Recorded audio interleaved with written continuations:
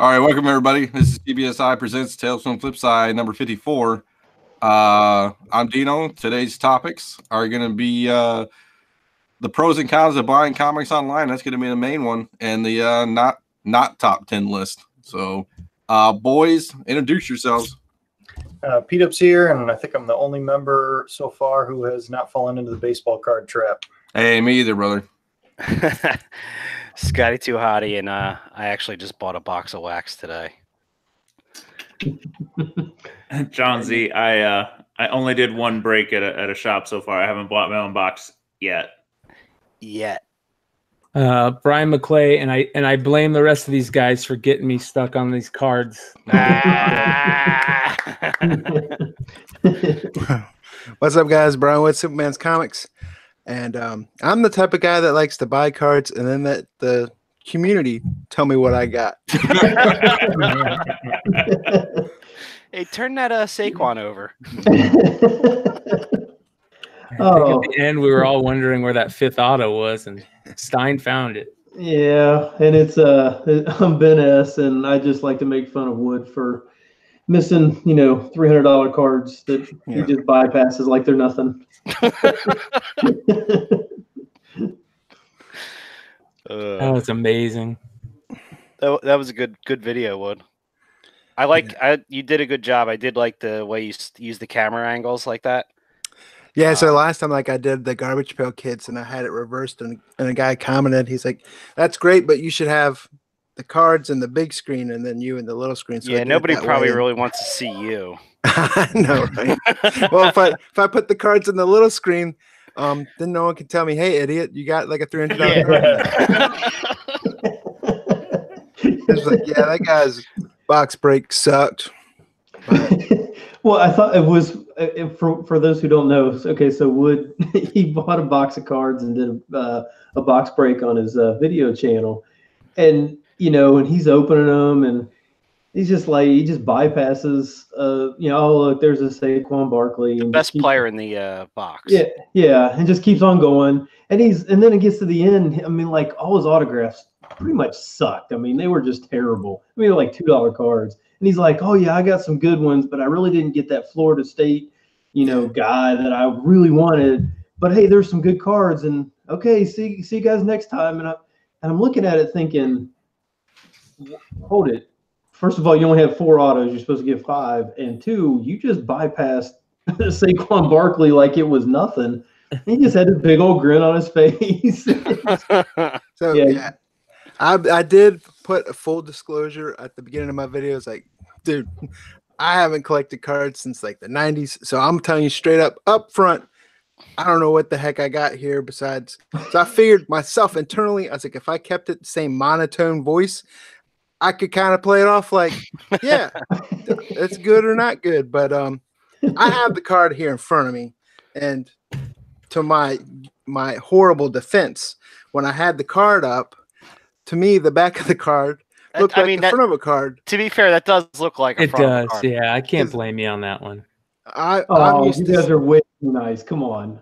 But that's just because I'm so far removed from, like, now, trust me, if I get another one, I'll definitely recognize. Like, usually the back of the cards have like a paragraph about the guy or some stats or something. There's none of that back there. Or stats. I'm used to like past 3 years of stats or whatever. So I was like, I pulled it up and I was like, oh, Saquon Barkley, at least that's cool. I got a rookie. And then someone on YouTube, I woke up this morning, checked YouTube comments, and had like 3 comments. Like, one was like, dude, flip that card over. And then like, hey, I don't think you realized what auto you got. Flip that card over. And then this afternoon, there was another comment. It's like, dude, did you check your card yet? And I was like, yeah. And so if you flip it over, it's a 1 in 49 Saquon Barkley autograph. And that's beautiful. And then Stein let me know this morning also. So I was like, walking around work like I was freaking King Kong Bundy, because I was like, that box was worth buying. It was.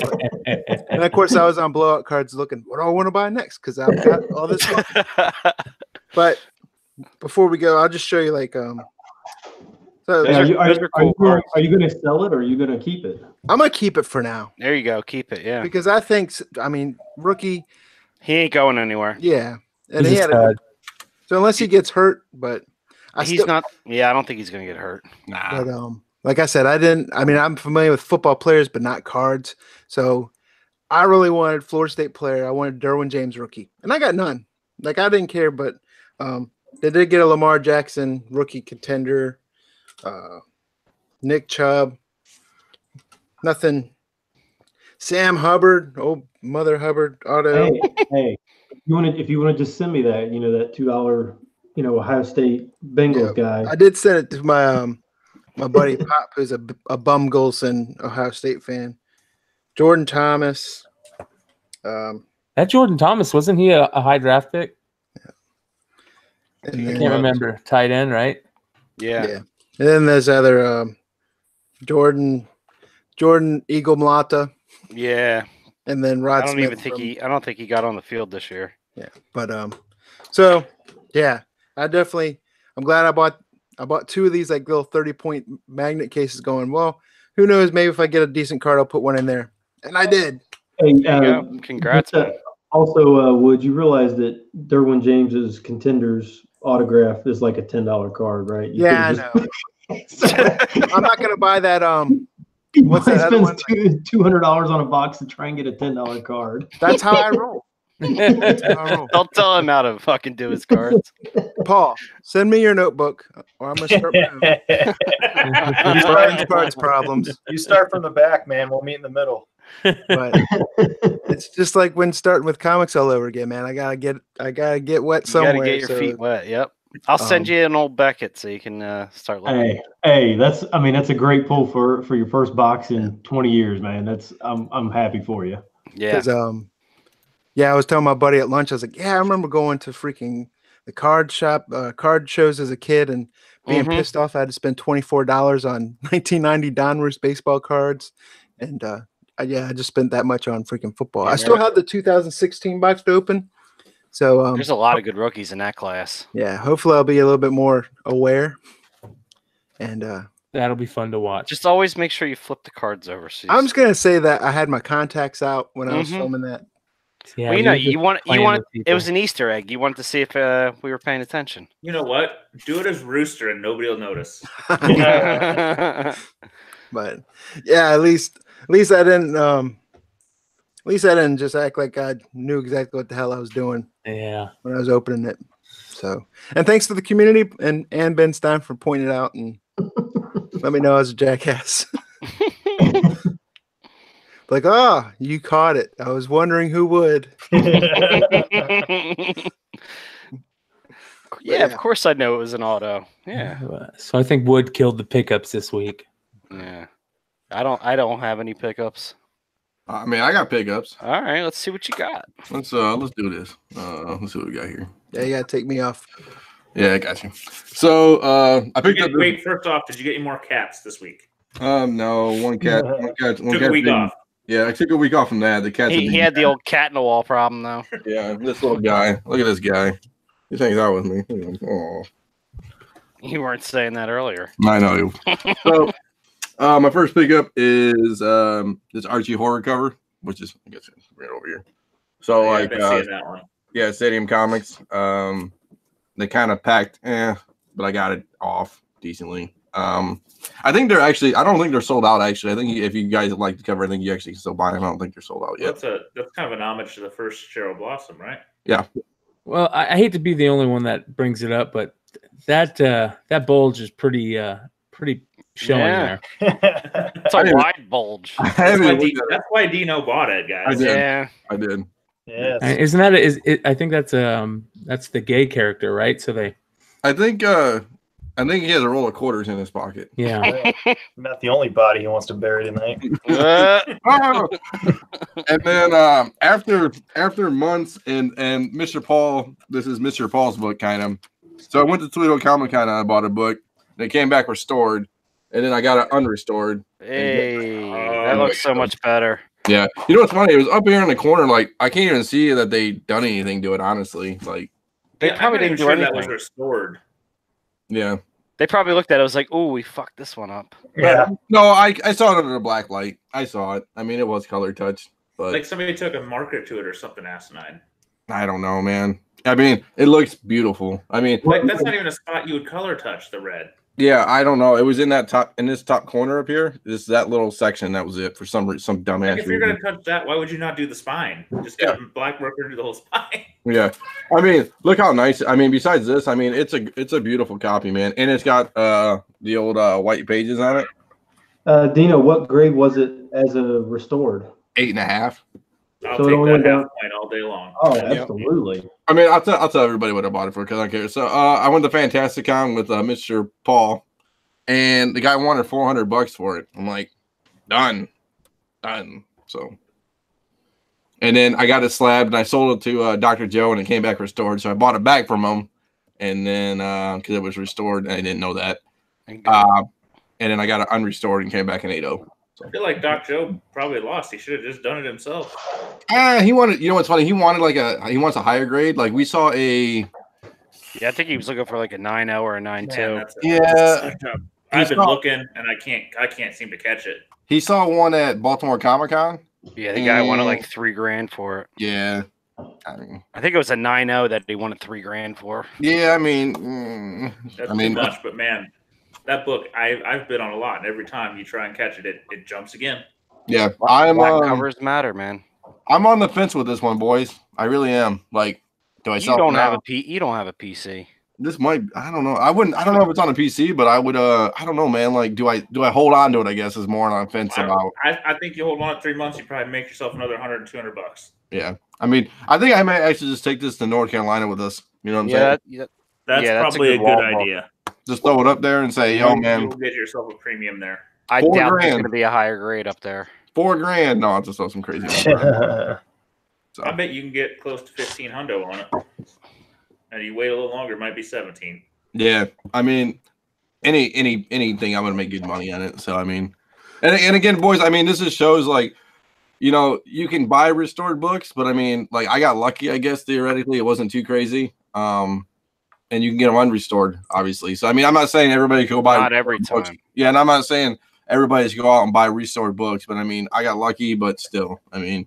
Well, the dealer was like, look at it real careful. Oh yeah, and I never saw him again. Like us Detroit boys like know each other, and a lot of guys go to like a lot of different places, and we never seen this guy ever again. So, I got a couple nothings. Oh, you do? Yeah, let me know. So, no, brother.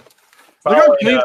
Wait! Before you go, look how clean that thing is, man. Yeah, Paul, your room is clean. Did you move the TV and everything too? No, I was off last week, and well, that's what he did instead of posting episode 53. Yeah, pretty much. But no, I overhauled this, so you helped me out by not being able to come on Friday, Dino. No, well, that's what she said. You know. So yeah, I cleaned it up, I rearranged it, so it's a lot more functional, and it's a lot. It looks good, man. I've been up there. I know what's that poster in the background. The girl. It's like a. It's a pinup. A Navy pinup. Baywatch poster. Baywatch. But so following, I was still on the Jurassic Park hunt, and I picked up this Jurassic Park #2. It's Art Adams 1 and 10. Not as good as the other one, but Stein just, I don't know, got me on a Jurassic Park roll. Sweet. Still cool cover. And this one's #3 Paul Pope 1 and 10 Virgin. Ooh, look at you with Paul Pope, man. Yeah, so I just grabbed those. I don't know what I'll do with them, but just trying to make Stein jealous. No. But that's all I got for now. Making him jealous is nonchalantly passing up a $300 card in a pack. Yeah, that makes him jealous. Got this too from the. Nice. That makes him jealous. It's clean. Sweet. I passed on that book and I regret it. God, that's dumb. It's not. I don't think it's a 9.8, but it's clean. Hey, I saw one copy in a store, and it looked like it was like a 7. I mean, it was beat to death. Why are these new modern books, some of them just totally destroyed? I mean, I don't get it. I don't know. People like Archie ship them. It's What the was worst. it like Yeah, The first Die Kitty Die, because that's like second volume or whatever that new storyline is.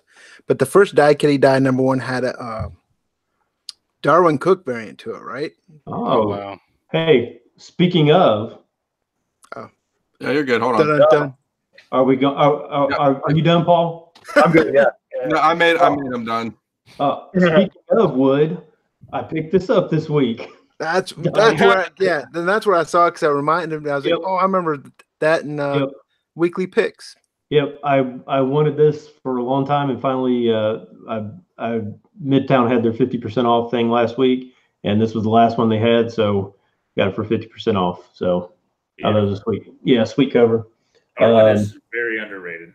You know what's funny is I'm going with like a lot of modern indie comics right now for a little thing I'm doing, and it's hard to find high condition indie modern books, man. Like I'm not saying I need 9/8 of everything, but yep. Some other things I picked up. Several of these I just picked up today. I found these at Stumptown #1 and #2 at Half Price Books. Oh, that's cool. Yeah, I'd never seen those before. Option, right, or whatever. Yeah. I picked up this. I don't know what this is. It's some kind of Michael Turner cover. Nice. Some kind of indie thing. I don't know. So that's the Sal. What's his name? Sal. I forget his last name. He is the guy that manages Alex Ross's booth, and he's an old school comic creator. Sal. I don't know his last name. He should be on there. But he did that series Atomica back in the day. It was a pretty good series. It's got like a communist superhero thing. Yeah, I just saw it was a Turner cover I'd never seen, so I just went ahead and got it. Sal Avenanti. Teen Titans #8 with the Raven cover. That's the first appearance of something. I can't remember what, but I wanted a 9/8 in this Batman, Alex Ross, Catwoman. I think this one, it's all black, but this one actually looks like it might be a 9/8, so I went ahead and got it. Let me just go through some. I'm not going to give you these dollar books that I picked up because those aren't really. Doesn't really work. Are you sure? Flip it over. I see the SpiderMan 1 in 100 on there. Let's see here. That's a dollar book. Oh, here's the 3 that I picked up. Dino, I don't know if you got them. It's the Fox #2 variant. Yep, I picked that up. Yep, I picked that up. Yep. Hammerhead CBLDF variant. I think I picked that one up. Maybe I'll have to look at that one. And Killer Inside Me hack variant. I don't know yet. I have to look. I have to look at that one. I think I did. Well, those were all, I found those all at Half Price Books, so I was like, I'll just go ahead and buy them. Haven't really looked at what Dino did or anything like that. I found a Huck #1 at Half Price Books, so I got that. And okay, so the rest of them are kind of just all dollar books. I don't really think anybody cares about those. But then I did stumble the other day. I finally found the Action Comics 894, the Death variant, or the first appearance of Death in continuity or whatever. First time I've ever seen it. So I don't think there might be one on eBay right now, and that's it. So that was pretty happy to find that one. And this one I really didn't know much about. Sad Junk kind of informed me that it's actually a 4-cover connecting thing, but I knew that this was fairly rare. But it's a SpiderMan 65 variant. So I can tell you about them real quick. Oh, perfect. So they were given out to, I forget the store's name, but it was like a retail music store in malls. And I actually have about 6 of them unopened that still have the tape in them. So they all came with a cassette tape in a bag, and that's why they're usually terrible condition. So they're really hard to get in high grade. And they're all those beautiful white covers, and there's one for each of the 4 Spider-Man titles out. And like I said, I was lucky enough to, every time I see them on eBay when they have them in the bag, I pick them up, and usually you can get them for, sometimes you can get lucky and get them cheap, but if you get lucky and get those in high grade, those are tough to find in high grade or get in high grade. And every time I see, like a 9.6 or a 9.8 candidate, I'll try to pick them up. Yeah, I didn't know much about them. I checked on eBay just real quick, and I had no idea they were like the cheapest one I could find was like $175. So I was like, oh, but so anyways, that was what most of that I just got today. Very nice. I got a couple. that I picked up. I picked up the Mouse Guard first print. It's actually signed by Peterson. So yeah, that was pretty nice. This is my first print. I was lucky to pick some of those up when they first came out, and sat on them. And then I picked up 3 Sandman books. I picked up number 1. It needs a press, but after a press, I'm hoping it'll be decent. I picked up a number 8. I pick these up anytime I see them. I think really underrated book. And then finally got my second print of 75. Wow, nice. Yeah. So pretty stoked about that. Did you find that in the wild or online? Well, one of my really good buddies here in the Valley found it in the wild for $4 in a back issue bin in a store. And I convinced him to sell it to me because I've been looking for it for a while. And he sold me all 3 books for a pretty decent price. So I didn't pay $4.99 for them, but I paid considerably less than, what it goes for. I'm for that 75 all the time. And I found one in all the times I've looked. And usually it doesn't have the centerfold or the poster in it, right? That's one of the problems. I know it has the poster, and it's an issue if it doesn't have it. I didn't know there was a poster, but yeah, you can it's almost like Batman 171, where you kind of see the poster, I think, if you look in it. But anyways, and then I did pick up a couple boxes of Upper Deck hockey. Maybe I'll break one tonight. And I got a text from one of my brother's good friends, pissed off at me because I asked him, "Oh, there's the roommate." I'm gonna start making a drinking game out of it. I know, right? So every time he walks in the photo, out naked, man. Right? So he sent me a text saying, you're an asshole because now you got me buying hockey cards. And so he sent me a list of or some pictures of the cards. And later on in the show, if we get a chance to open a box or something, I'll go over his pulls that he got over the week. So. Cool. Very cool. Yeah, we all got Hey, the bug. Hey, I'll ask. What's the shirt in the back? Oh, that's my buddy's podcast, Absolute Geek.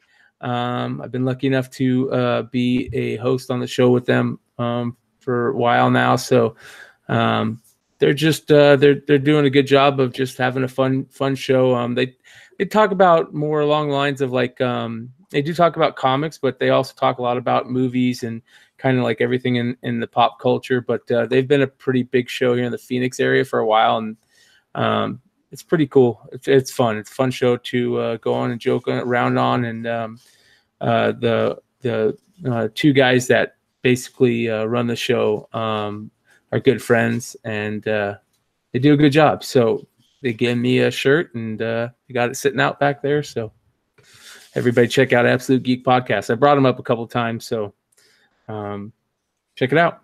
Where would I find them? You can find them on iTunes. I think that they're starting to put out shows on YouTube, and I'm pretty sure they have the shows on YouTube. So, Absolute Geek Podcast. Yeah.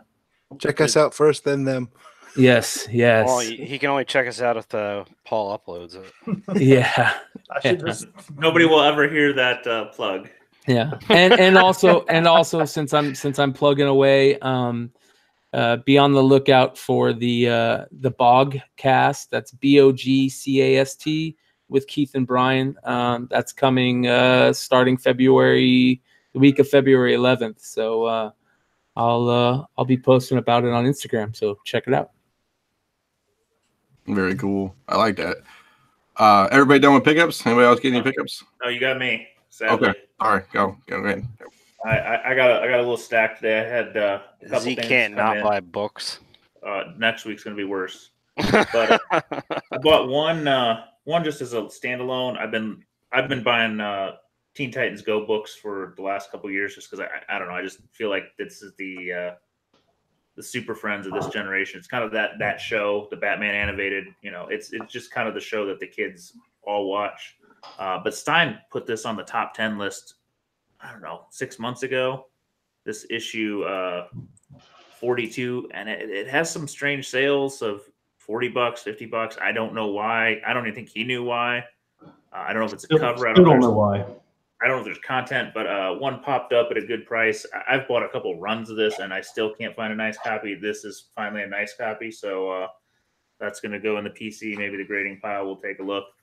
And I truthfully have no idea, but it does seem to pop up. And then I got two separate shipments of crazy, amazing Spider-Man non-canon Mexican ones, which are 46 issues of Spider-Man that basically La Prensa went off the rails and didn't like that they killed Gwen Stacy and made their own stories for 46 issues. Marvel didn't approve it. They've never been reprinted, and they're just basically out in left field. But the covers on some of these are amazing. I'm just going to show a couple quick. I got about a dozen in, some duplicates, but they're just, villains that who knows who they are, what they're doing. Those are awesome. Those are really cool. This one I like. Aunt May's rocking a gun. Well, that's a cover already. That's issue like 115 or 114. Oh, well then awesome. I don't think it's a canon story in there though. I don't know why. Some of them are different. This is a little less exciting than others. I think in that one, Aunt May's dating Doc Ock, if I remember correctly. So these are the more kind of, I'll go with risque. You start seeing Gwen Stacy. She's a little less thin than she was. She's a little more Frank Cho. Yeah, Frank Cho. You just start seeing a little more good girl art in the covers. This one I have no idea, but there's a monkey skull involved. Oh, that's awesome. That's robots. You know what that's from, right? That's from the Miss Marvel first appearance, the Carol Danvers first appearance. Is it really? That robot, that cover, everything other than Spider-Man. So that's the thing, is they mix and they match, and there's like I said, that Aunt May remind cover, me of like Chinese knockoffs. Well, that Aunt May cover is probably from a storyline of cover, but the story inside has nothing to do with it. This one here, Gwen Stacy apparently in a bikini being attacked by giant bugs. How hard are these to find? I don't know. They're not easy. They don't pop up on eBay a lot. I got the one group I've seen in 6 or 8 months. I go through the foreign collecting kind of niche, and I know some people will sell them to me when they get them. Some of them are extremely tough to find. Some of them are a little easier. Check that link, see. This one is a Cap America cover, which I think it's from something else. That looks familiar. I've seen that exactly. before. So some of them are taken, and Spidey's just inputted into them. Yeah. I just sent you the link for 115. Let's take a look at that. This one. Oh, that's awesome. Yeah, that's a good one. Yeah. A lot of Gwen Stacy looking very vulnerable. I think you hit a pocket of gold right here, man. Reminds me of like 70s Wonder Woman covers. It kind of is. These couple are, I pulled out a few that are not ones I got this week, but they're kind of my favorites. I've only got about half of the run. Wow. This one has Gwen in some pretty kinky boots, so to speak. Wow. Caveman in the background, or a Viking, I guess. I think you hit gold here, man. I've talked about these before. I've just never been able to show them. This one has Satanica, and if you look very closely at her hair, it spells her name. Badass. That looks like Steranko-ish. Yeah. Very much so. 2 more. This one is probably my favorite, also known as the Big Booty Gwen. Oh yeah, that's She's got the a Cho mini skirt in the back. She's definitely Cho. And this one I've done in pickups a few times. This is the one. This is that's a nice one, yeah. 128, where Peter Parker marries Gwen Stacy. The Mexican crowd was not happy she died, and they wanted him to get married, and they did. That is a book. I'm not even sure I overpaid, but I paid a lot, and even you guys think it's a lot. 2 other things that just kind of tied to it. I got in the mail, just thrown in. These are Sergeant Furies from Mexico. Same storyline. It's kind of the same vein of what they enjoyed. And Gwen Stacy shows up in that one too. It sure does look like her again. This one, Yeah. she's also wearing a pretty skimpy outfit. So I don't know. The La Prensa had some pretty risque covers. There are about 5 more that I really, really want. I need to get all of them because I don't know anybody's claimed to have them all, but there's about 5 more that are just amazing. Just crazy covers, crazy images.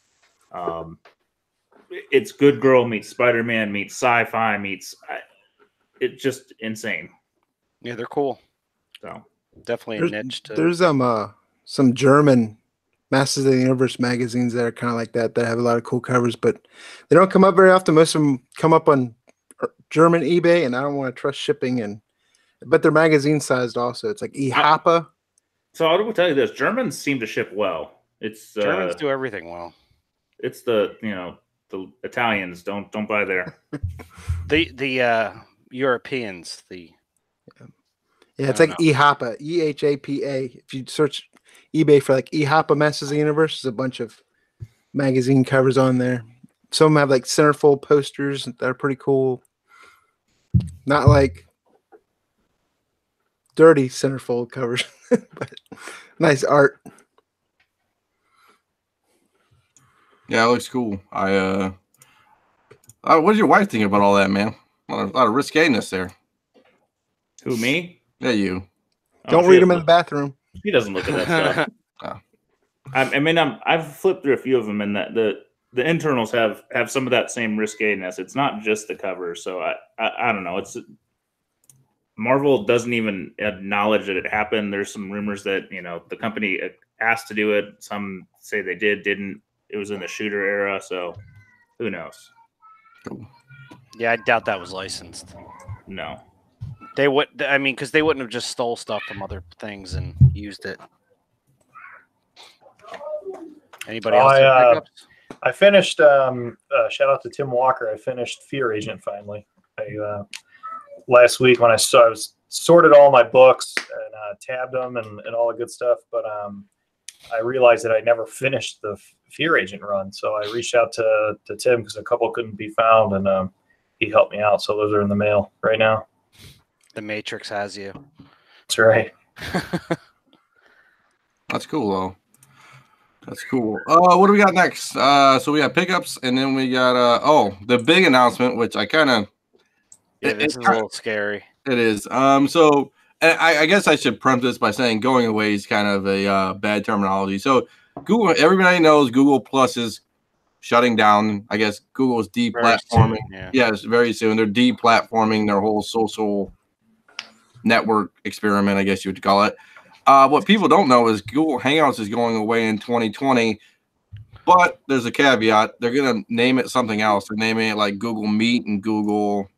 There's something else. Google Duo, Meet. I think. Yeah, something like that. Yeah. I think one is for just like chat and one is for videos. Yeah. Until they said that's your Hangouts chat, Google Chats and Google Meet. Yeah, I don't know. One might be for video and one might be for just straight. One thing to take G Plus away, but don't take our friggin' Hangouts away. Yeah. So that's gonna happen. I mean, I think a lot of us over the years obviously have used Hangouts a bunch and stuff like that. So like you said, we've made friendships through Hangout. Yeah. Yeah. Mm-hmm.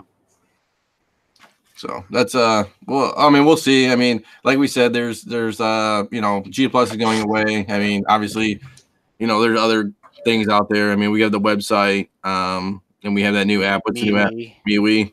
So Mayway or Mayway. I think it's MeWe. Yeah. So. CBSI is everywhere, man. Instagram, Facebook, coming up on Twitter. It's the new Hydra. Yeah. It's Plus, funny. we give other channels plenty of content to talk about, obviously. Uh-huh. Well, at least Stein does. Stein is the Trump of the comic industry. You can badmouth us on lots of platforms these days. Man.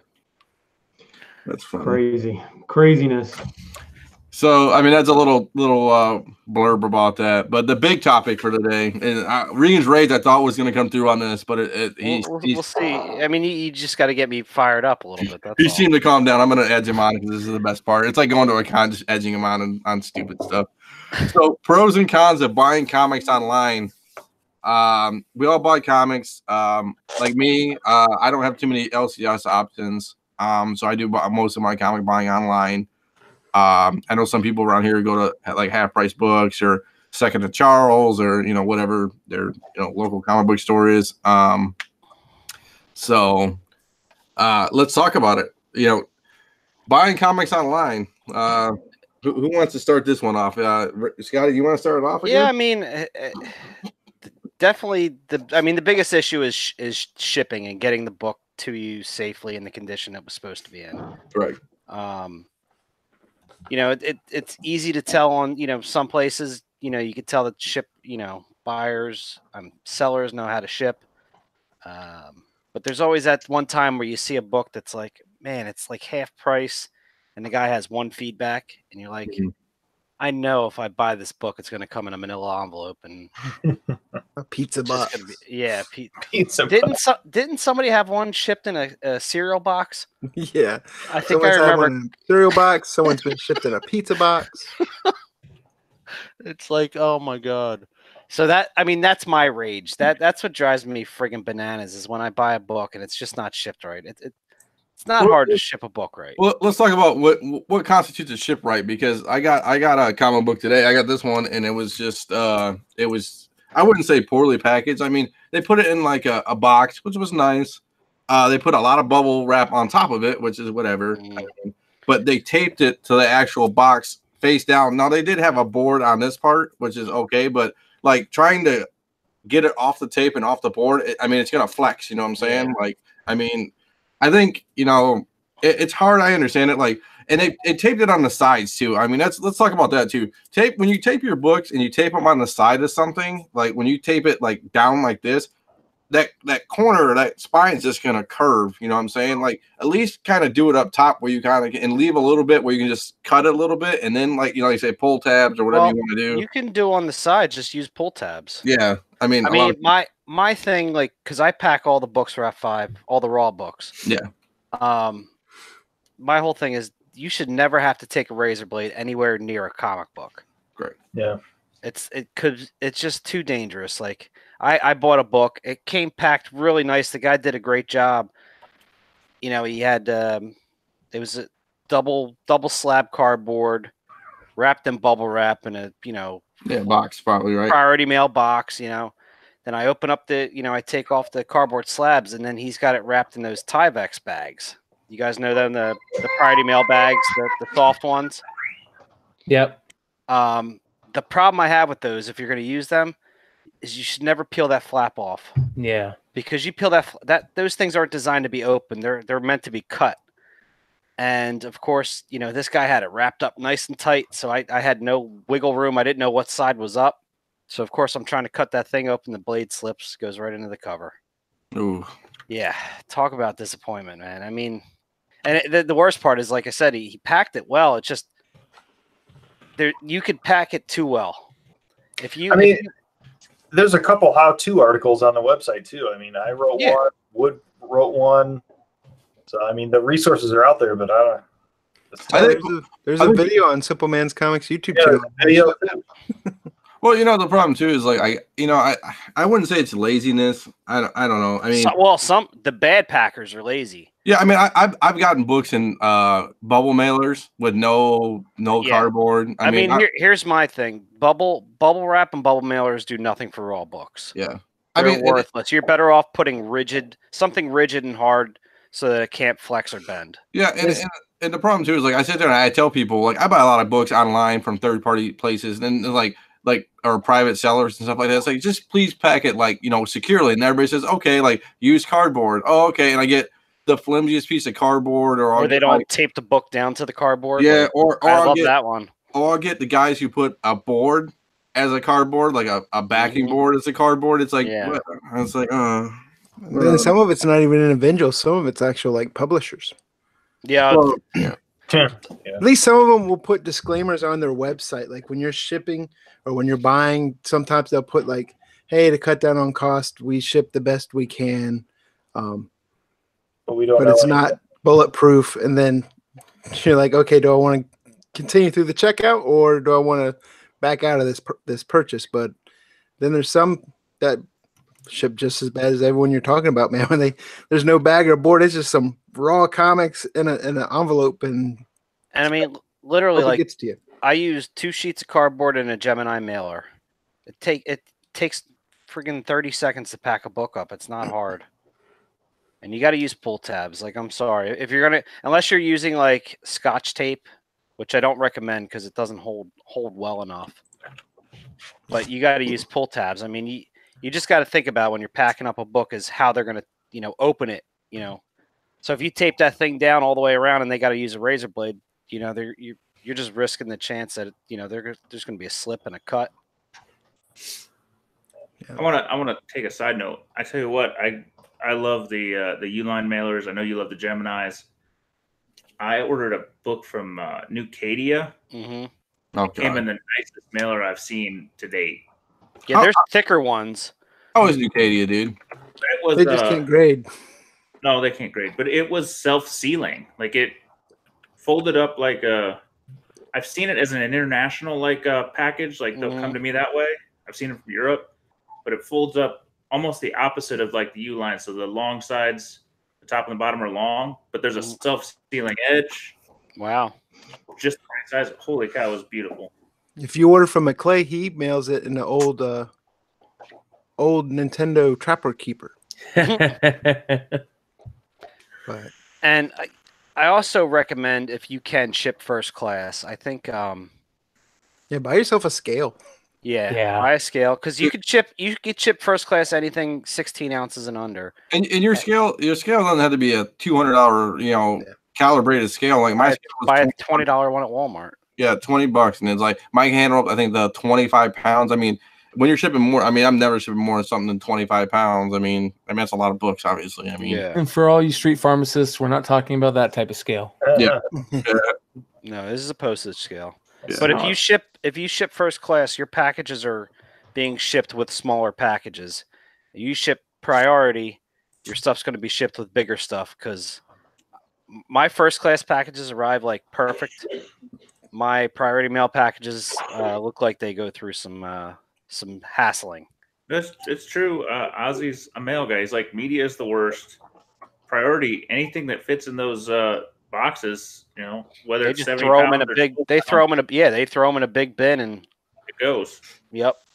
What about the labels? I know we talked about it before about having the printers for the labels. Oh yes. That's that. If you're shipping a lot, it's highly recommended. Yeah, I'll show it right now. I actually got it on my desk here. Give me 1 second. Dynamo Label Writer 4XL. Yep. So basically, and you can find them on deals. Like, I think I got Scotty's at a great deal. I think it was like 120. I don't know if I'll be able to do this. Let me see if I can move this. Everybody's gonna be like freaking out. So basically, it's your Dynamo 4X label writer. I mean, 4x6 label.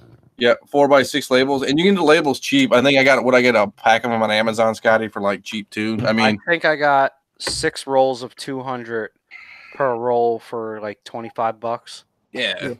Mine ran out, and I was like, "Screw this! I'm not running out again." And I bought 8 rolls. Yeah, I mean, you'll actually spend more on toner, paper, and tape if you did it like the old-fashioned way. Yeah, and the thing too is, like, it's really nice. It comes out pre-scanned. You just rip off the label. It comes with perforated lines. You rip it off, you peel it off, and boom, just it's already got it. It's got adhesive on the back. I mean, if you're doing a lot, I highly recommend it. Yeah, it pays for itself. Yeah, I mean, I don't even do that much. I mean, and I just rip them off and bomb them off. You know what I'm saying? It's not terrible. Like, it's nice. And you don't have to worry about it. Just type it in and hit print and prints. I even print little adverts on labels, because you can print black and white JPEGs and stuff. Mm-hmm. So if I sell books on eBay, I'll print like a little advert to my site and say, "Cheaper prices on my site, bro. Go here." But yeah. I posted in the chat a couple links to scales. If you go on Amazon and type in Weighmax, one word, postage shipping scale, There's a 50-pound one for $29.99. And then there's a 75-pound one for $39.30. So you can use that to weigh your Baltimore check luggage as well as your comics. Oh God. Oh God.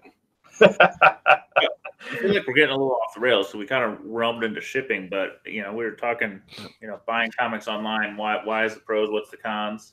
Well, yeah. So one thing I wanted to bring up, like when I buy, I don't have any problem buying modern raws, but when you get down to like some bronze, but definitely like silver and older, if I buy them online like eBay and stuff, I usually stick to graded because I don't want to risk getting restoration or something that I'm not aware of. So most of the time, silver, especially silver age type stuff, I usually try to buy graded at the time. Yeah, if I'm buying something big, it's going to be graded. Can I ask why though?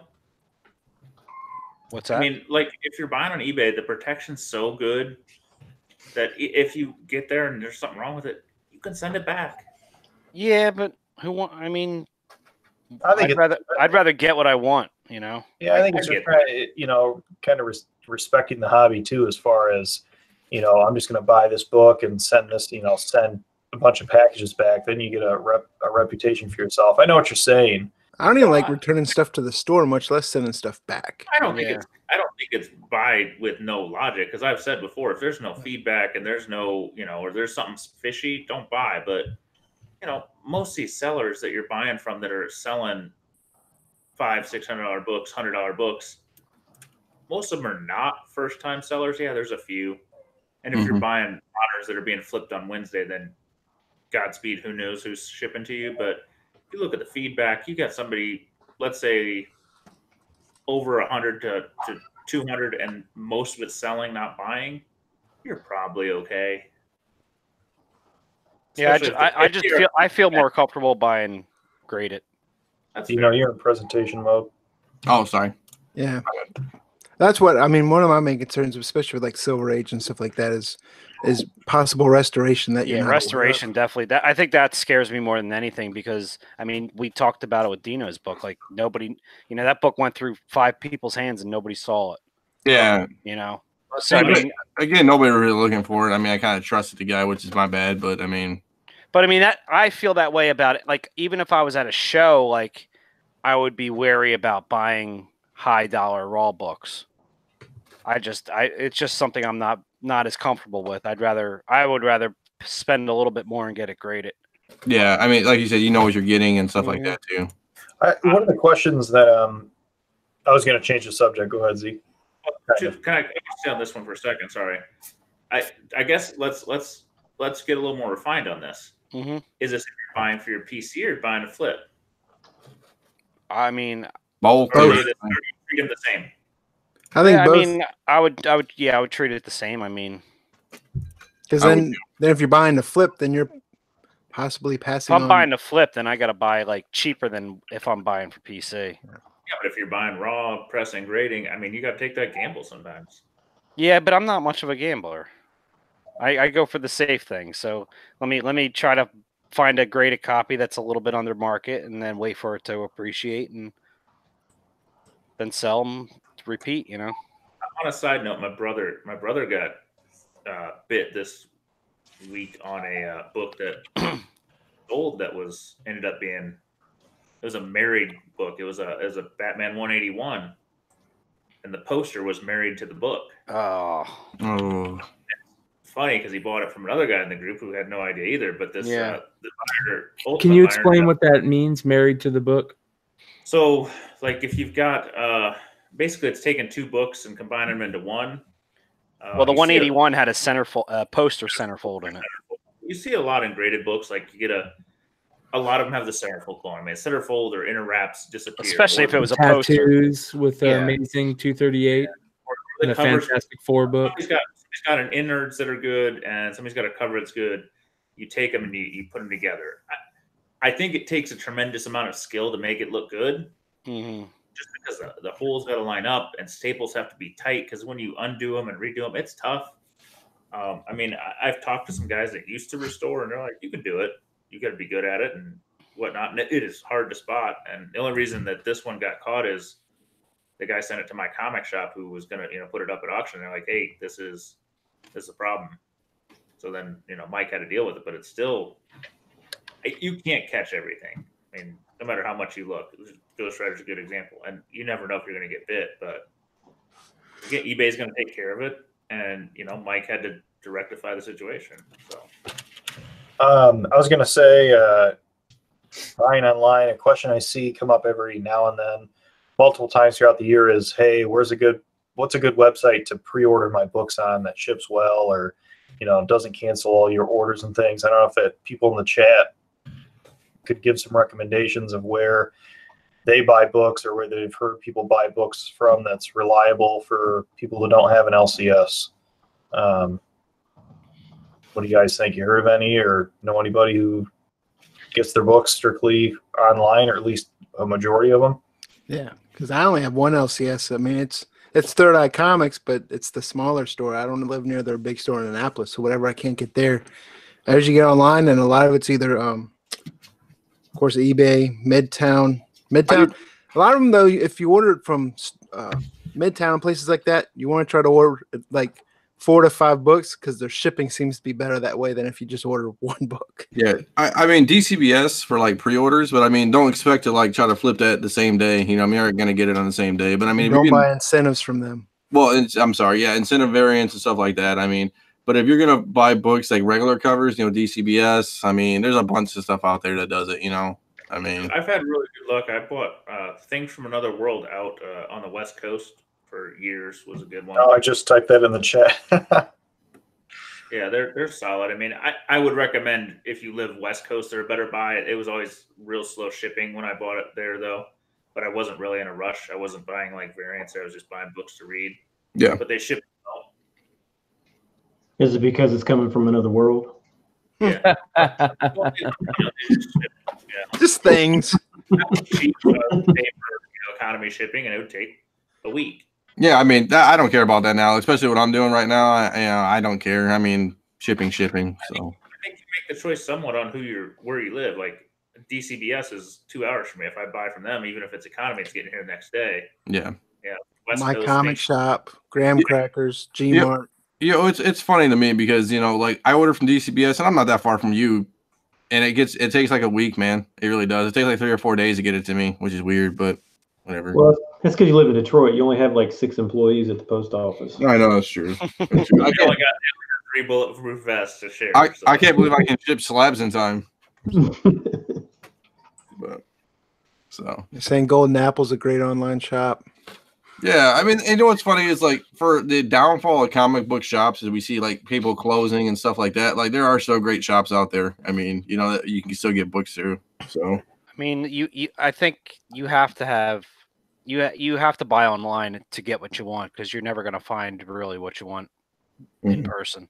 Unless you're B and you live next to Midtown, you can't get some of these variants locally. Yeah. Or you're Carl's neighbor. Yeah, that's true too. One of the things that I'm noticing a lot lately is these stores, these comic shops are doing the Facebook auction thing. One of the local shops here in the Valley, he's one of the best shops in my opinion in the Valley, Jesse James Comic.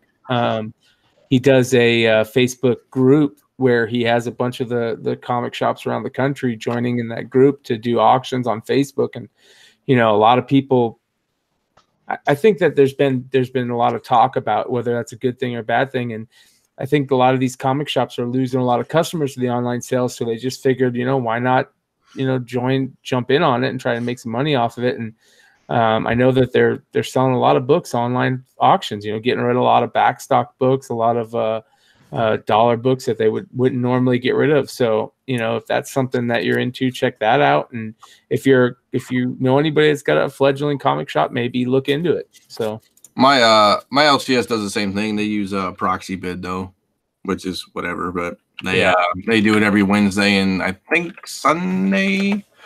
I mean, but the problem is I've been there a bunch of times. Like I know a couple of guys who go there like every week, and it just, for me, it's like, I don't know. They just bid up to eBay. I mean, if I can sit in my underwear and bid on eBay if I really want it. I don't know. I mean, you can find some decent deals. Yeah, some shops pull their books off their shelves and say we don't have them, and then you check their eBay and there they are. So you just gotta watch yourself. Know what shops are going to be good to you. Well, there's definitely three types of buyers.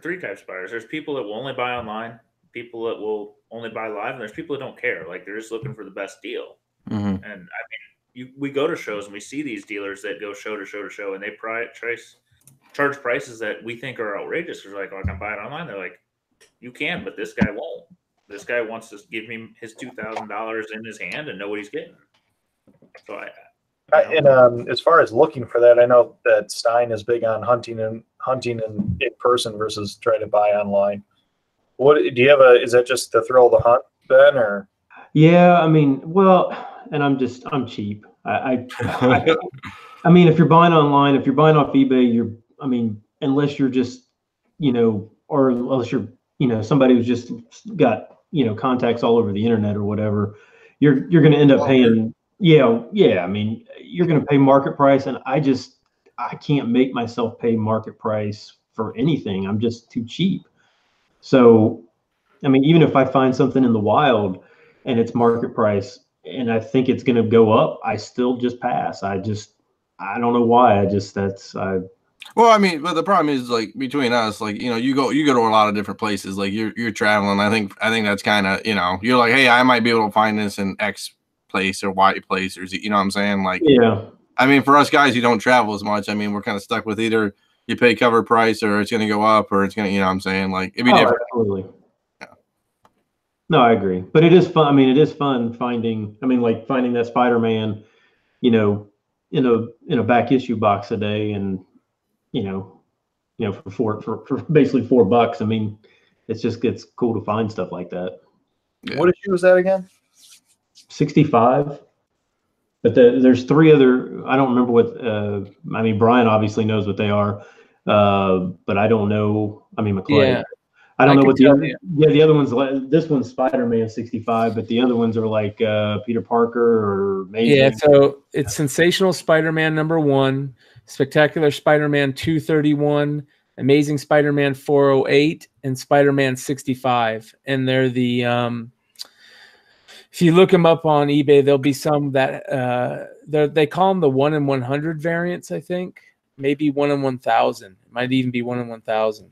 I think I looked on maybe it was on Midtown or My Comic Shop or something that said that there was only 1,000 made or something like that. Yeah, so there you go. So 1 in 1,000, and most of them will still be bagged with the comic. I'll grab some for the next show and I'll bring them down, and they actually have a little cassette in there with some songs on it, and actually pain in the neck to put a bag and board, obviously, because of that. So you got to make your own little, setup for them. But, if you can find them in good condition that, you can see, because they're, you do have to deal with that poly bag and the cassette tape, bending stuff. So it's a pain in the neck. But the music store, God, I can't even remember what it was called. But Sam Goody? Yeah, it might have been Sam Goody. Sam Goody. I'll look it up real quick. You guys. That or maybe Tower. Those are the two biggest. Yeah, I remember Sam Goody, dude, walking in all the CDs and stuff back in the day. Oh my goodness. Yeah, $24 for a CD. Oh yeah, God. Dude, that place is overpriced. Walkmans were $50. It's funny. It's a Camelot. There you go. Oh, Camelot, yeah. I went into a Best Buy the other day and they had a Discman Walkman there. How much? It was like $40. Ooh. It wasn't Sony brand. It was like whatever their knockoff brand is, or Insignia. It was just funny to see it. Yeah, Insignia. Yeah, what it says on there is a limited edition pack featuring the original Spider-Man TV theme song performed by the Ramones and other songs on MCA's, catalog. So pretty cool. Nice. So I'm gonna shoot the other side of the argument, because we always worry about buying online because we're like, well, you're gonna get a book that's not the condition it says, you're gonna get bad shipping, you're gonna get this and that. I think it's the same thing. You got to buy from a reputable dealer. Mm-hmm. My brother bought a Batman Adventures 12 from a dealer that, it's like, well, he didn't take it out of the bag and board and da-da-da. And he got home and there was a 6-inch crease on the back because the dealer didn't mention it. They're just, I don't. It's good people and shady people. Mm-hmm. The dealer took it out of the bag and didn't flip it over. He just was very purposeful on how he sold it. Yeah, you always got to look at, if you're spending decent money on a raw, you got to look at the back. I'm bad at that. I'm bad at that. Because there's just too much. There's too much that could hurt you. Well, I think, Paul, you don't get to look at the back unless somebody flips over for you. Yeah, Paul. Don't ever take a book out. Paul likes to take dollar books out and check them out. Yeah, brother. Hey, Sean, can you look at this? Hey, Sean, you think this is a 9.8? It's $1. Paul wants to take the slideshow statue out of the box as he's going to buy it. I gotta make sure it's gonna sit level on the table. Can I play with this weapon? That's funny. That's funny. I don't know if we actually gave any useful information here. It doesn't matter. It doesn't matter. We gave a lot of opinions and some rage, I guess.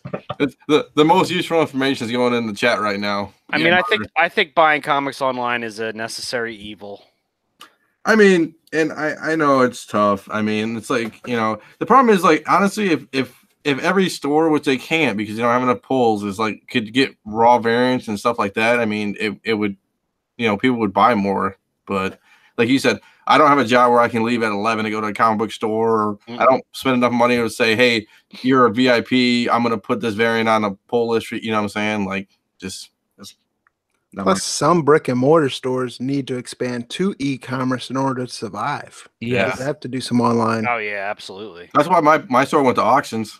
I don't see how you can do it and survive without being online. But also, some of the pros of buying online is when we were kids and getting comics. I remember Batman: Death in the Family. Man, you could go to your comic store and couldn't find it anywhere. Now you have the option of the internet. Where if a comic sold out, you might be paying more, but at least you can find it and be able to purchase it. Yeah. Like then as a kid, you just went home sad and bought the trade. Yeah, that's why, like I said, it's a necessary evil. I mean, there's certain things that you're not going to find in person. Yeah. That you just have to go online for. Well, for sure. I mean, you see me hoarding books and buying books that I wanted as a kid, all these copper indie books, because I went to shows and shows and shows and shops and shops and shops in my city. I never found them. I never found a Crow. I never found a Primer 2. I just posted Megaton 3 on IG because I was like, these are those books I wanted when I was 16, 15, whatever the heck age I was, and I would never find them. And as soon as I kind of got back in that hobby, I'm like, I can find it. I'm going to buy it. I'm going to buy it. I'm going to buy it. Mm-hmm. Mm-hmm. I think you can find better deals offline, but you can find what you want online because no one's going to waste the time to put no one wants to ship dollar comics or stuff that you can only find in a dollar bin box that's worth a lot more. So you're going to find better deals walking into a shop or a place to pick stuff up by hand than buying online. But the availability to get more titles you can go online for, especially for people that don't have comic book shops near them. Yeah. I mean, I have shops near me, but the back issue bins are pretty bad. Oh, yeah.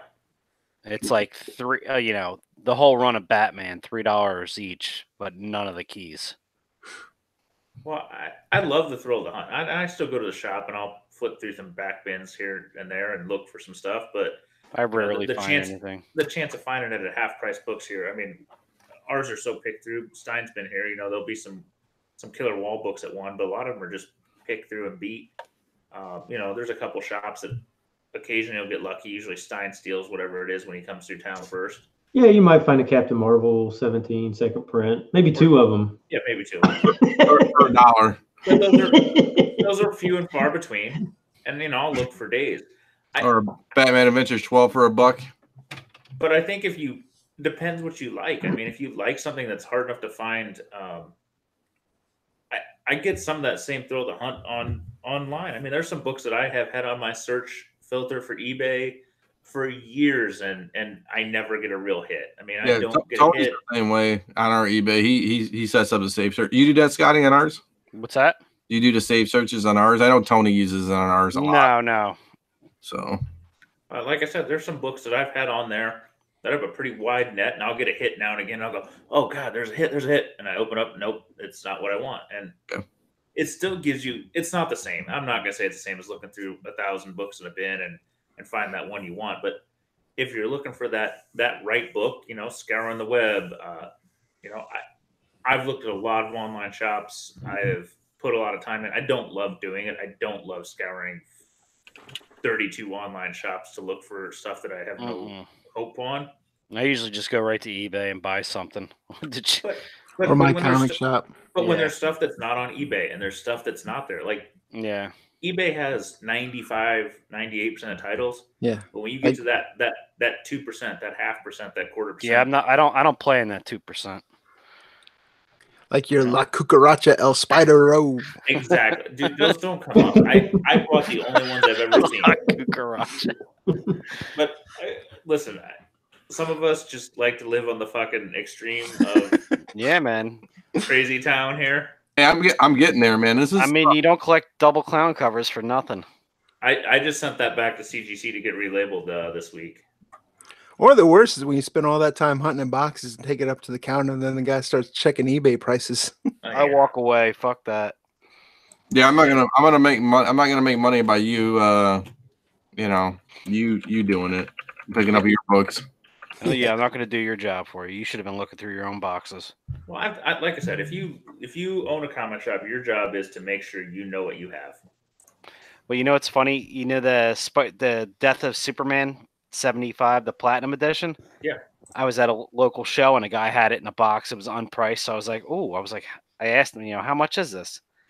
He's like, oh, he takes out his phone. And I'm like, all right. So I'm hoping, maybe he comes back with $100. He's like, I think I'm going to have to charge $250 for this. I was like, all right, thank you. Good night. Yeah. I mean, listen, if he had it on his box, $250 price, whatever, that's his decision whether he's going to sell it or not. Yeah. Everything in these boxes were unpriced. He just looked them up as you asked them for. It's the exact opposite of Stein's philosophy of at our show. He had about 10% price, and he's like, "Well, just ask what it is." And people are like, "How much is this?" And he's like $4, $3. I don't like that. Do your work. Have your shit priced. Yeah. Stein never looked anything up. He's just like, "Well, I'm pretty sure I paid $1, so $5." Some people were walking away pretty happy. That's funny.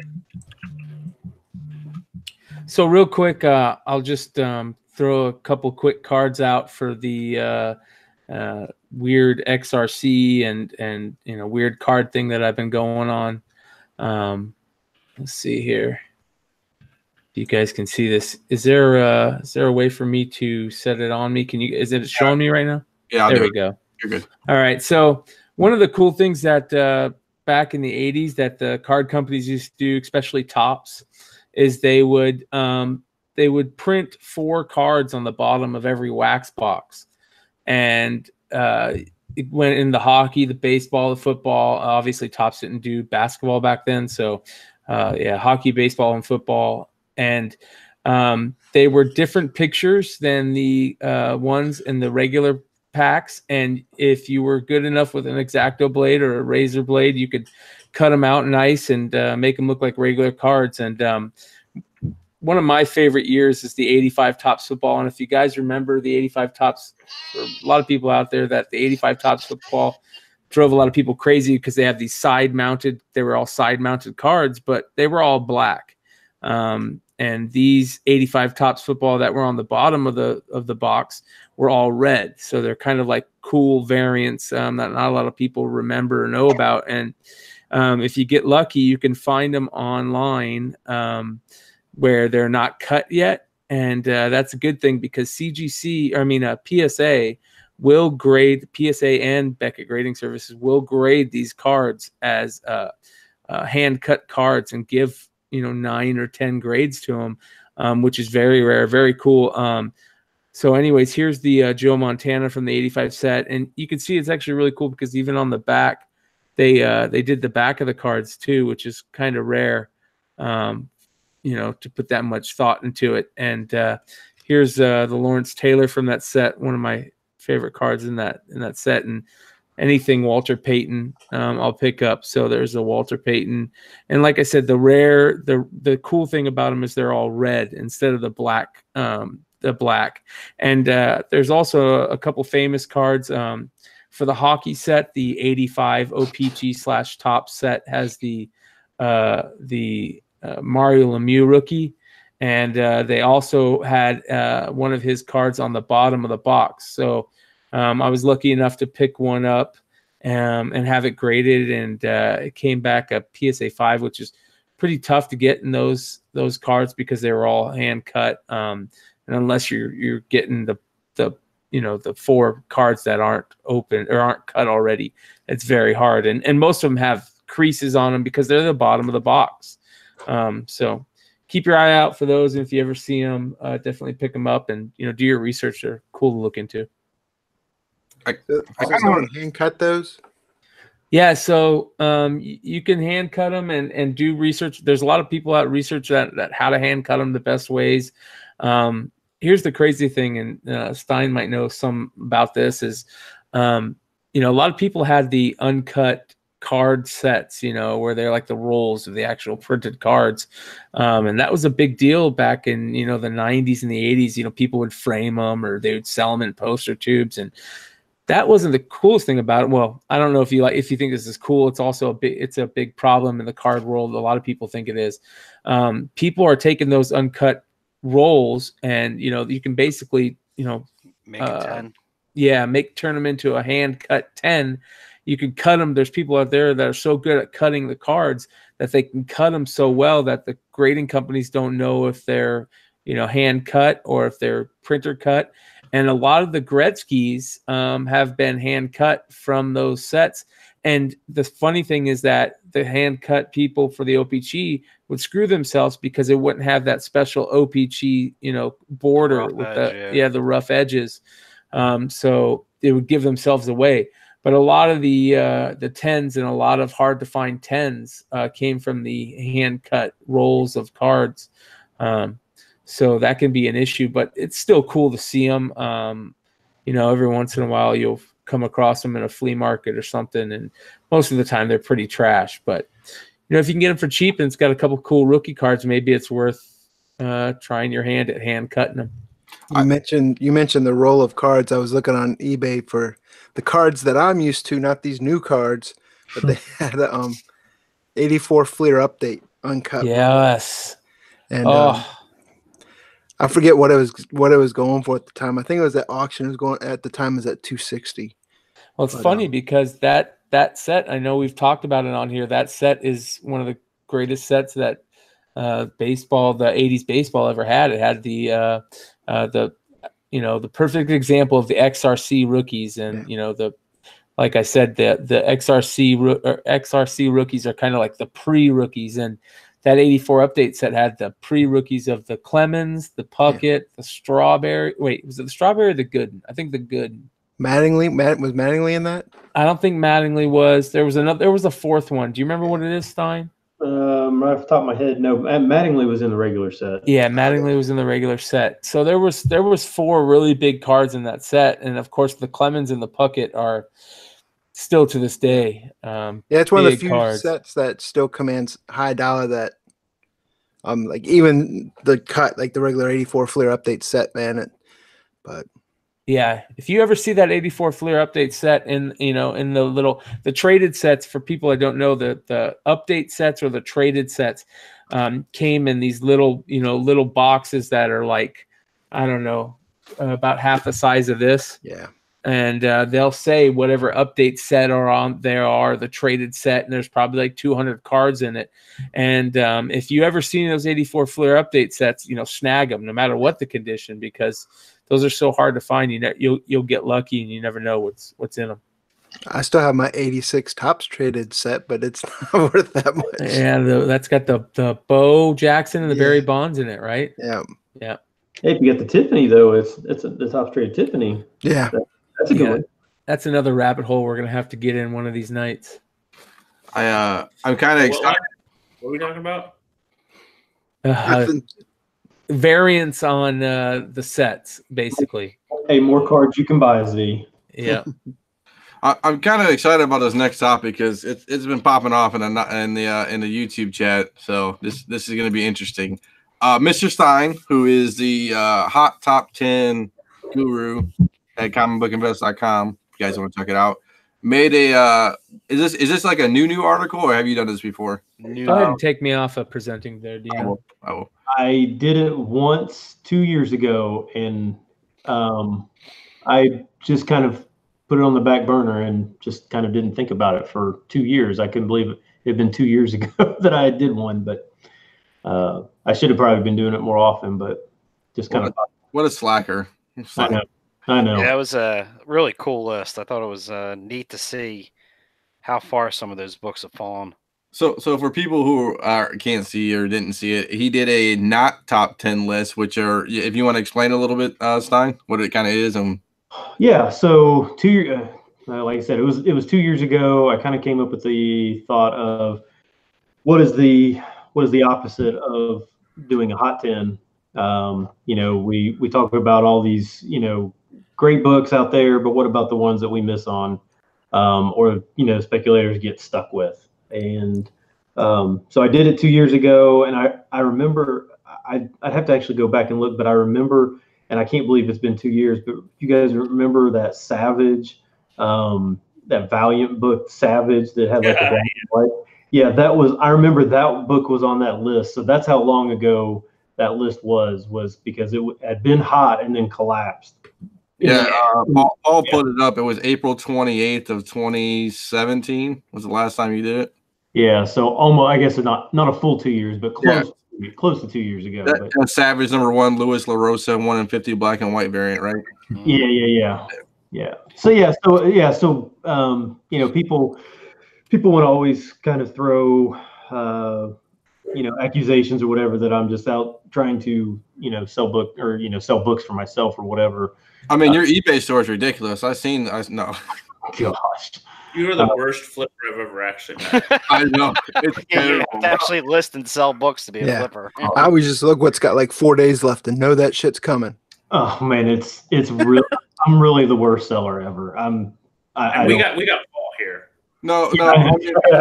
He's worse than Paul because Paul actually stays at cons. Ben's like, hey, I gotta go leave for my kid's thing. Can you sell my books? Whatever it's good, dude. Whatever you sell it for is decent. Let me know how I do. Yeah, it's bad.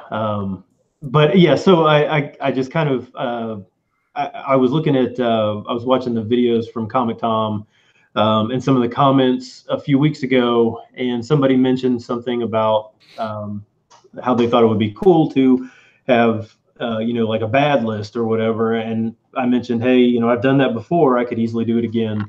And so I just decided to just go ahead and do it.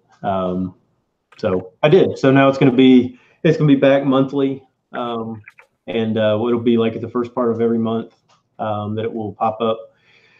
And it will just kind of highlight books that have tanked. People are hating on your #1 pick, man. Hard. Hey. It's not his fault, man. I know it's not. Yeah, so maybe if Matina wasn't friggin' copying off of people, maybe people wouldn't be so upset about him. Yeah, so if you haven't looked at it, the book I put at the top was the Gamora, #2 Matina. Thanks, Ben. Appreciate it. Hey, I honestly, to a month and a half ago, that book hit. It went from a $500 book to a $600 book to a $900 book, just in December. And now it's a $400 book. It collapsed instantaneously once Matina was called out. Yeah, but people have short attention span, and I think they can go back up they again. absolutely do. Well, and that's the thing. Okay, so the list is not and it's no different than the hot 10 list. It is not an indicator of what is going to happen. So don't take it as, hey, this book is crap, don't ever buy this. Well, I take it as this book is probably as low as it's going to get. So if you want one, get it now. It's I was looking at a lot of them, and it's either books that people had forgotten about, or forgotten that they had, initially thought, hey, once this book goes down in price, then I'm going to buy it. And Batman #1 is one of those ones. I'm picking them up every chance I get. Oh, sure. I mean, I've seen in the side comment or the YouTube chat, a lot of people have been talking about the Fantastic Four 45, the First Inhumans. I mean, I mean, it's a classic book, and it tanked because of how bad the Inhumans show was. Yeah. I sold mine like right when the announcement for Inhumans started picking up. Yeah, same here. I sold it early, but you know, I wouldn't not consider buying some more now. I tell you, I bought. You know what's funny? On that not top 10, you had number 9, Superman Adventures 5, right? I sold a CBCS 98 for 165 in December 16 or December 18. Didn't you? Is that one you guys picked up at Baltimore that year? That's the one I picked up from Baltimore for like $50 or whatever. So that Walking Dead number 100 second print is that one's pretty crazy because that's still a rare book. I can't believe how cheap it is. Yeah. I think everything Walking Dead is taking a beating. Oh, dude. Other than one, and even one is not, you know, recession proof, so to speak. Well, I mean, yeah, I think that's a blue chip now. But it's still going down theoretically. But it's not just it's not $1,000 book. Right? It's a 5% lull, not a yeah. I mean, even I can't believe, you know what's funny? Like 45 was murdering people. Now it's just like, you know, now like Fantastic Four 45, like poor Mel, number 5. I know. I remember selling a Fantastic Four 45 with basically a bite mark out of the corner that I found at a shop for $5 for I bet close to 125. Yeah. And you could get probably get a graded pushing a 4 at this point for that. Yeah. Yeah, like you said, number 5, Mel's book, Marvel some 4. I mean, the Dave Johnson 1 in 25. I mean, just everybody flipped on that book. I think. I mean, and then more became available. That was a diamond blowout book. You can't help that. Yeah. Is there many more on the market? I haven't been paying attention to that. Is there a ton out there? No, there's some. I think the people that wanted them probably got them, so that's probably the issue. Well, that's what Mel always said. It was a niche market of people that wanted everything. Yeah. It's basically the market resetting itself is the not 10. Yes, I agree. It's a reset. I think a lot of those books will definitely be back up there. I could see that book being back up there because of the rarity on it. Now they'll build their value back up from the book itself and not option news or some other BS. Well, I tell you what, if that Kamala Khan character gets optioned, that book will skyrocket. I'm surprised to see how much Star Wars number 1 has slipped. Well, we all kind of thought that would happen, though. I mean, it was a little artificial, yeah. It was so high, and you're like, there's so many copies. It's not like you can't find them, and it's not like they weren't getting graded. That was a book that we all felt like, man, don't buy at the peak. Don't buy at the peak. That's a terrible cover, too, by the way. Terrible cover. Yeah, I mean, there's several of them that, I mean, and honestly, I mean, there could be a dozen more. Mm-hmm.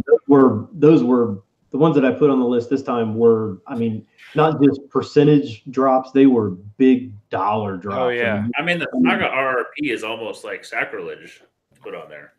Yeah, I mean, it's like, I mean, honestly, some of those books are still very desired. I mean, that Saga RP is very desired. But, I mean, it's dropped $1,000. I mean, that's a huge dollar amount. I think some of that, though, is they went too high too fast, too. It is. No, but when you look at that, you can get one of those for 4 of the regulars. I'm like, I would do that in a heartbeat. If you're sitting on 4 9.8 regulars, you could trade them in for 1 RRP 9.8. I would do it. Mm-hmm. Heartbeat. So I don't know. That book hurts me. I've spent more money trying to get that book than any other book, and I have bupkis. Maybe now's the time. Yeah, that would require me being focused and not spending it on La Cucaracha SpiderMan as so famously. Hey, you know what's funny? Z Flacco in the YouTube chat says Libro Mercado, dude. Maybe we have to go with him. Maybe we have to go with him. He's my translator now. I'm drafting him because we were a failure.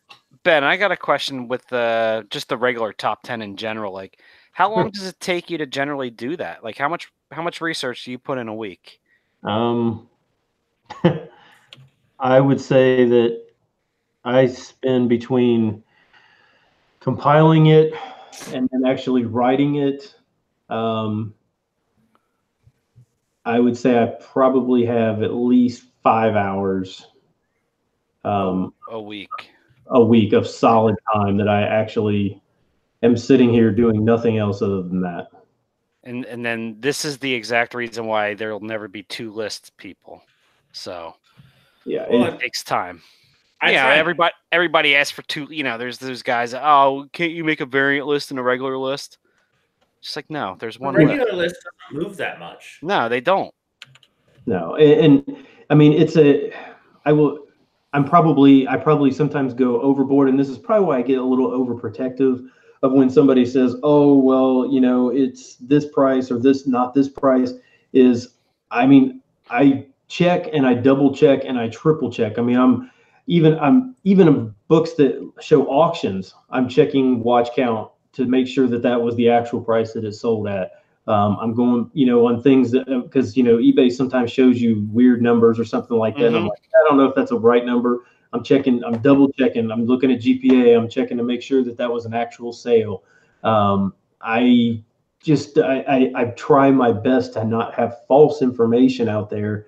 And if it is, it's corrected pretty quickly. I mean, we're not perfect. You know what I'm saying? No, and I mean, honestly, this week, I mean, I know that there was a big, because of the timing of when it came out, with the Batman Beyond #1, the Batman Superman, where the annual #4, the timing of when I finished the list, sent it to Tom for him to do his video, which, again, if you don't know Tom, and I don't know Tom, I've never spoken with him. I don't know him.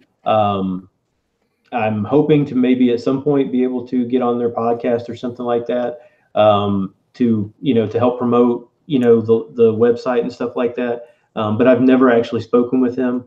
But I know that they spend a lot of time preparing their video, editing their video, and in the time that I give them the list and the time that they actually publish the list, if anybody thinks, and they're on the West Coast, if anybody thinks that in those, 6 hours that they have, when they're actually awake, that to be able to manipulate the market and buy out websites and do whatever, it's completely unfounded.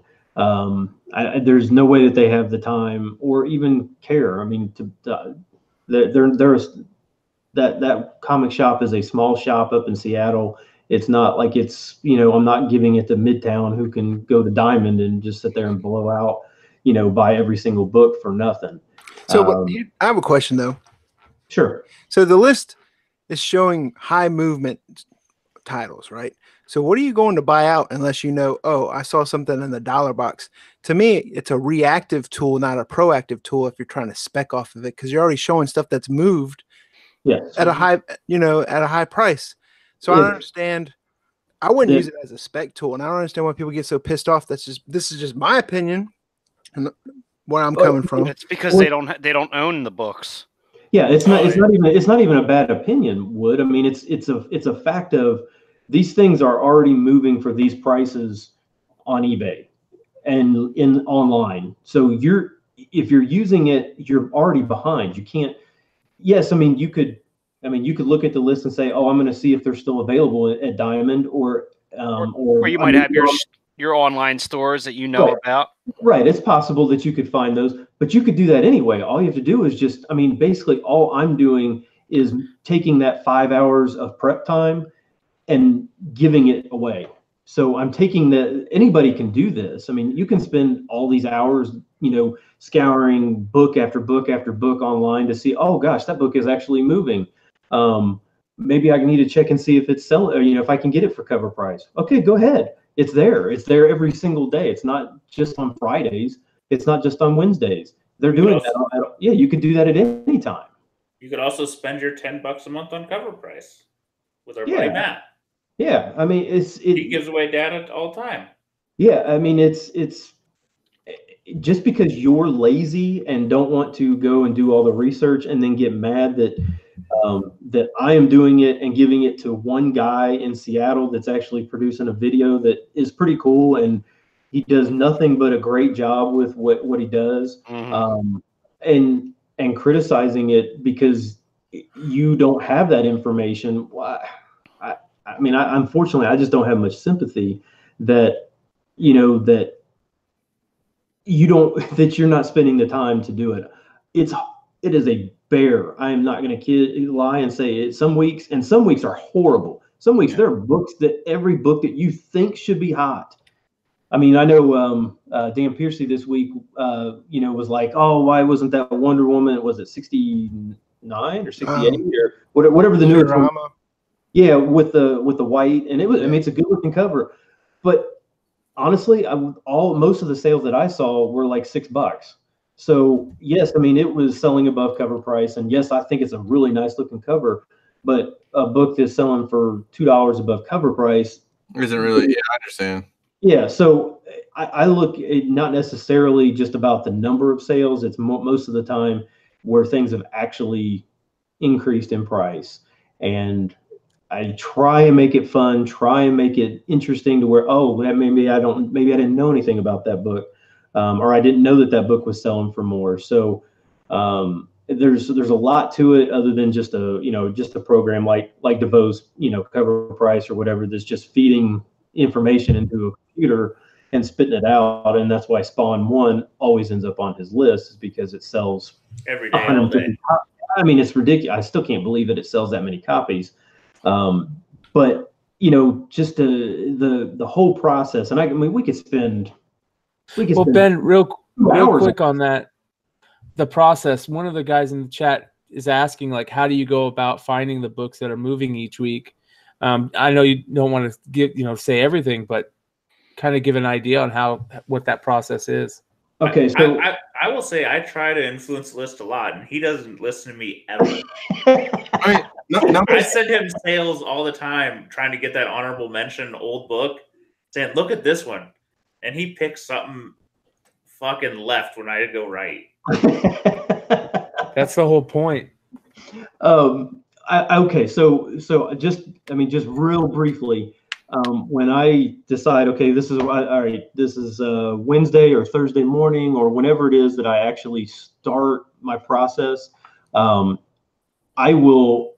got two screens.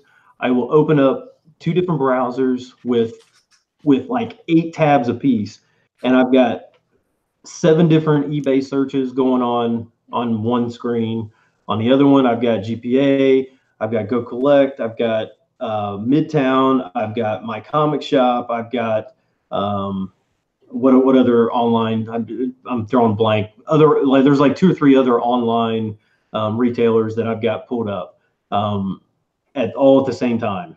So then I start my eBay searches. I search for variants. I search for first appearances. I search for, I've got like CBR pulled up because I'm looking at whatever movie news is out, whatever TV news is out.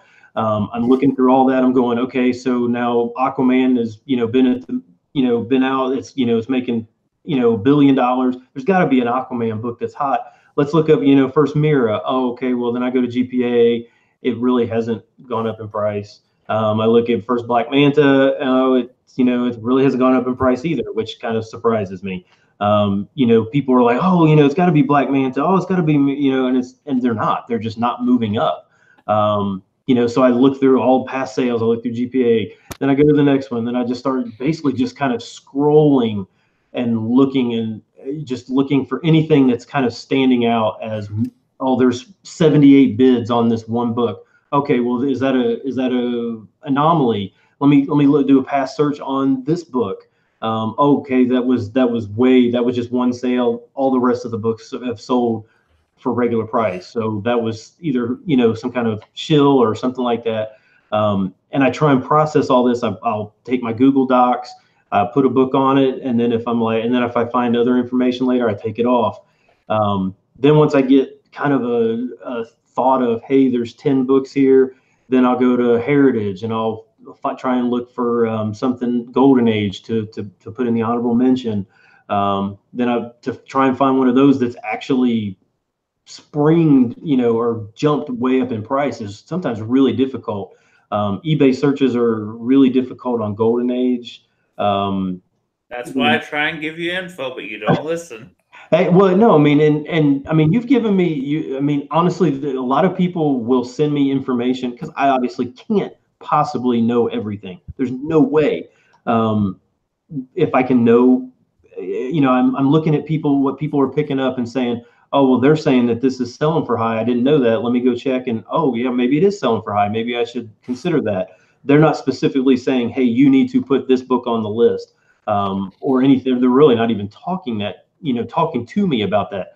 But I just kind of use all that information and then try and narrow it down to 10, 11, and then, like I said, throw in a Golden Age book for the 12th spot. It's a long process. It takes, I second guess myself 38 times. And then there's always the weird book like this week that, the timing of it, I couldn't do anything about it. The list was already out. And then all of a sudden, CBR or whoever it was said, oh, there is no Batman Beyond movie. Well, I'd already published the list. I can't. And honestly, even looking, while we were doing this, I went back and checked some sales even today, and the book is still selling for $50. So that book's always been a decent seller. That one and Batman Beyond 1 are still great books to have, regardless of whether or not I've sold that book for 25, 35, 40. That book's always been an easy seller for me. Yep. I'm gonna jump back on a statement just because you brought it to my mind. You talked about Black Manta and it's not selling. Mm-hmm. Every single non-comic person I talked to said that was the part of the movie that annoyed them the most. They didn't understand why he was there. It made no sense to them, and they all hated that Black Manta was in Aquaman. Well, wait a second. Since me being the Black Manta guy, right? I had like the most books probably out of anybody. I mean, I don't think people were gonna hit home runs on that. You know what I'm saying? Like that Black Manta book, I was buying them at $20 a piece when everybody was sleeping on Aquaman. Like Aquaman was the worst superhero known to man. You did the same thing. Aquaman 1s. 29s, 35s.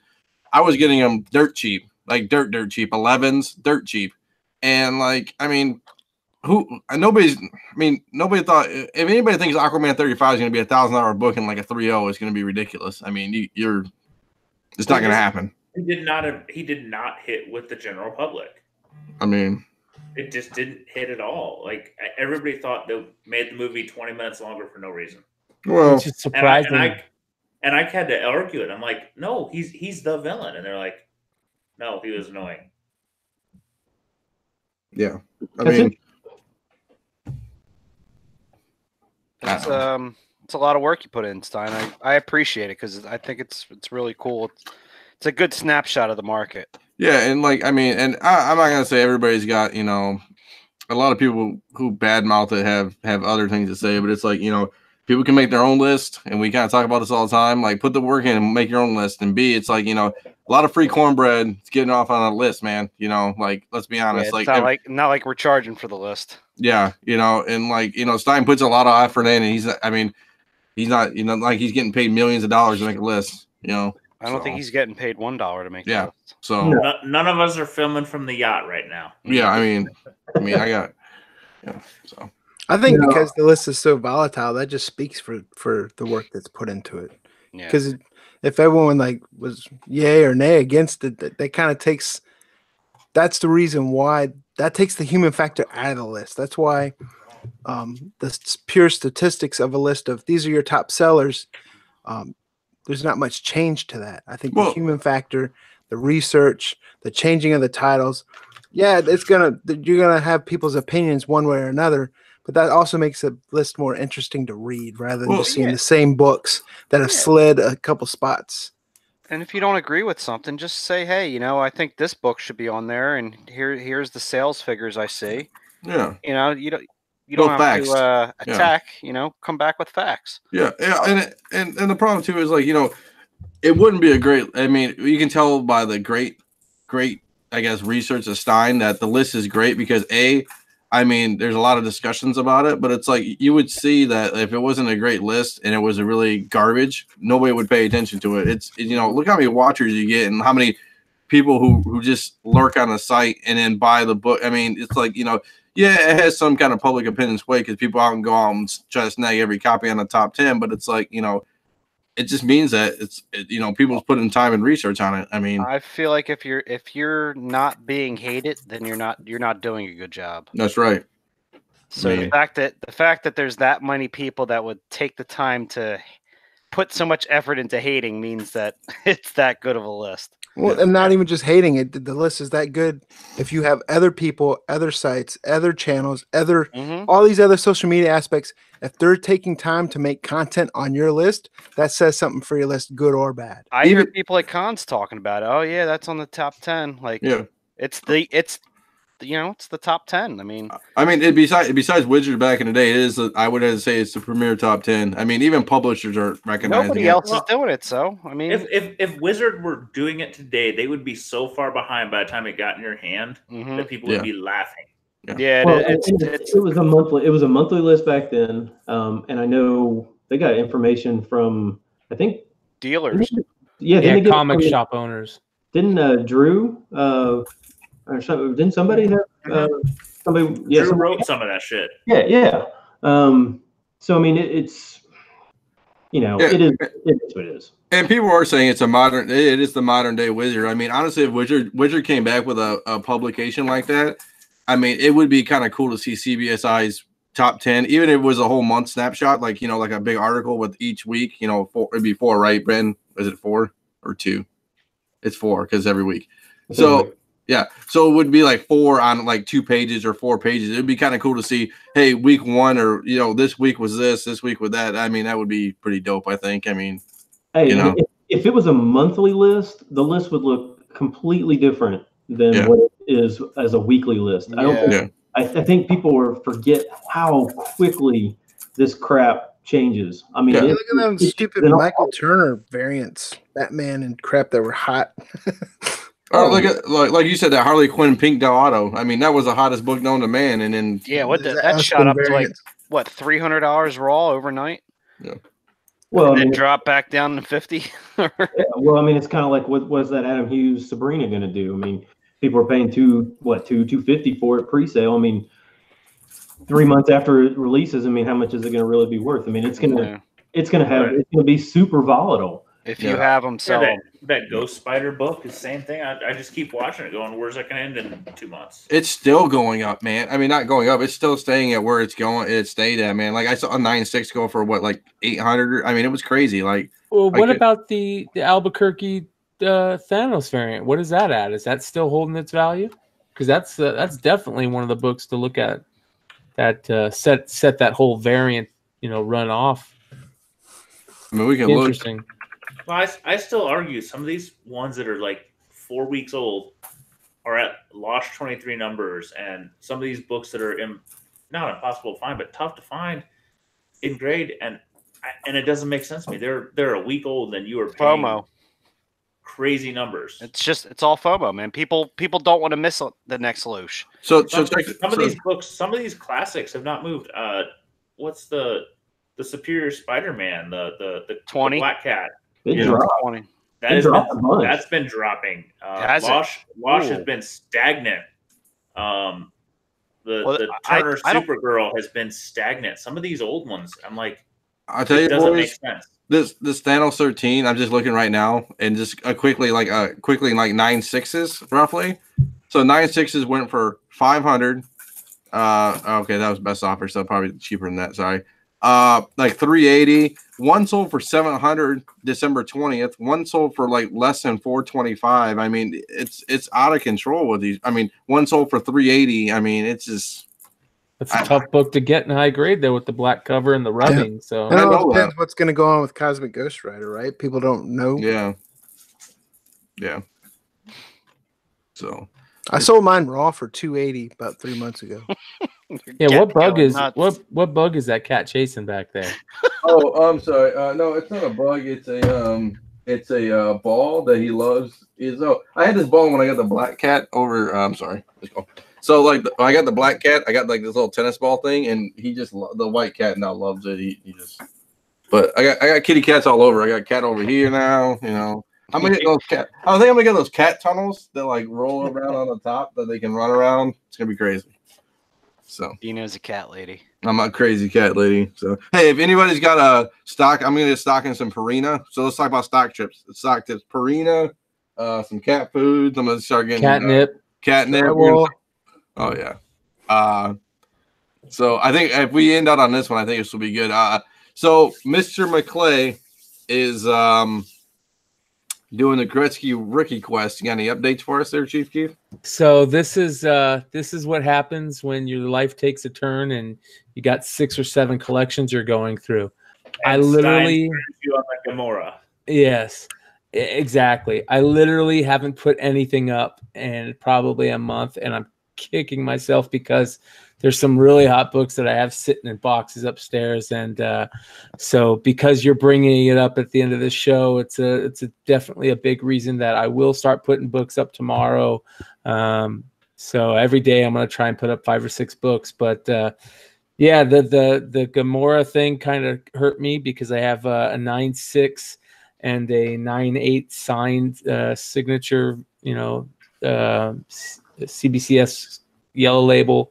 So we'll see if those turn around. I got some of those Captain Marvel, Avenging Spider-Man 9 variants up there. And but life sometimes throws, crazy curveballs at you, and, golden age collections walk in your door. So you get lucky sometimes at the stuff you get to look at, and unlucky at the stuff you forget to put up on eBay.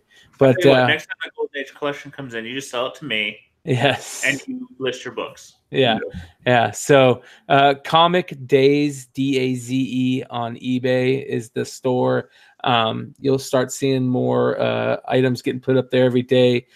Comics, cards, collectibles, sports collectibles, all kinds of crazy stuff, action figures. So Comic Daze, DAZE on eBay. Hey, we got a thumbs down. Who gave us a thumbs down? That's terrible. Brian, he asked for an update. A simple no would have been suffice. Yeah. Yes, I know. So I guess we're gonna end with Paul, you got a problem? Yeah. Did I? Since I haven't uploaded last week's. Yeah, I mean that was our problem. You didn't upload the show last week. Crazy. Did I tell you guys about the hotel reservation deal? I think last time. My hotel mix-up. I don't think so. I don't think so. Where it was that couple's wedding anniversary. No, I don't think so. And you were at a swingers club? What? Yeah.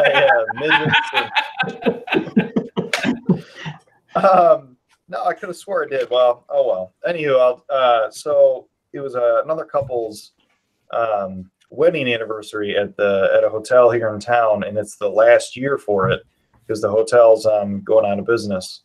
And so this year we got you normally we don't get a room, but this year we got a room because hang out at the bar and all that stuff, and in-laws watch the kids. But I booked online. Well, I called the hotel first. I'm like, what's your rate? And it was whatever the heck it was. And then I looked online and it was like $40 cheaper. I'm like, all right, well, I'll just book online through Expedia or whatever. So I booked it and I was like, cool, saving $40. And then we get there on Saturday, we're pulling in, and I was pulling up the reservation on my phone. And I looked at him like, I fucked it up, honey.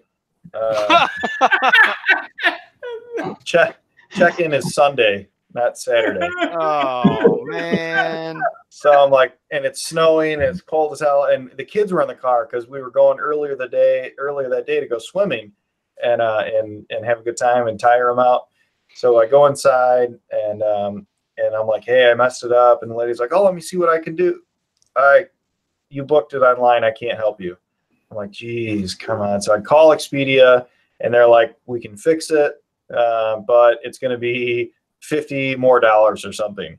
So I saved money by booking the wrong day, and then spent more money by booking the wrong day and having to fix it. So I should have just left it alone and paid the whatever amount the first time.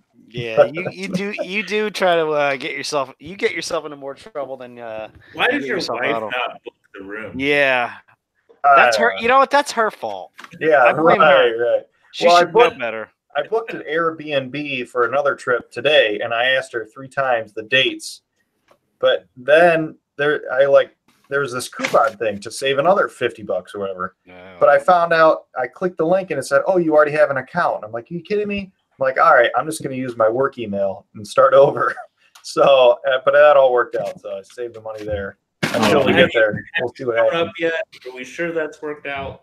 We'll see. I feel like he charged that to his work credit card, and he's going to get called into HR.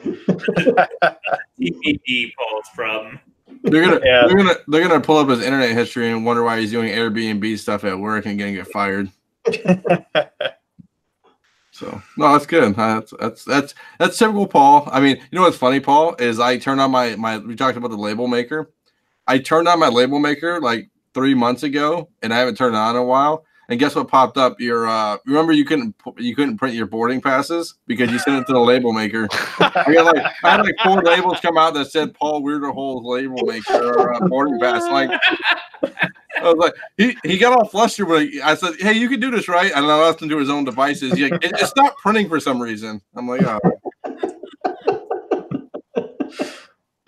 I didn't have it. In my defense, I didn't have it turned on and plugged in. I just leave it off. But I plugged it in, and all of a sudden, like 60 fucking boarding passes popped out. I was like, another problem that's someone else's fault. Yeah. So, all right, boys, good podcast. We're gonna see everybody next week, right? Next Monday. Yep.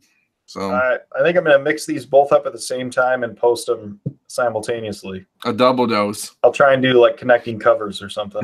Connecting cover. That's what you should do. Take the take one photo and another and kind of merge them together and make one big post. Exactly. Confuse everyone. So, all right, boys. I'll see everybody next week then. All right. Later. Later. Night.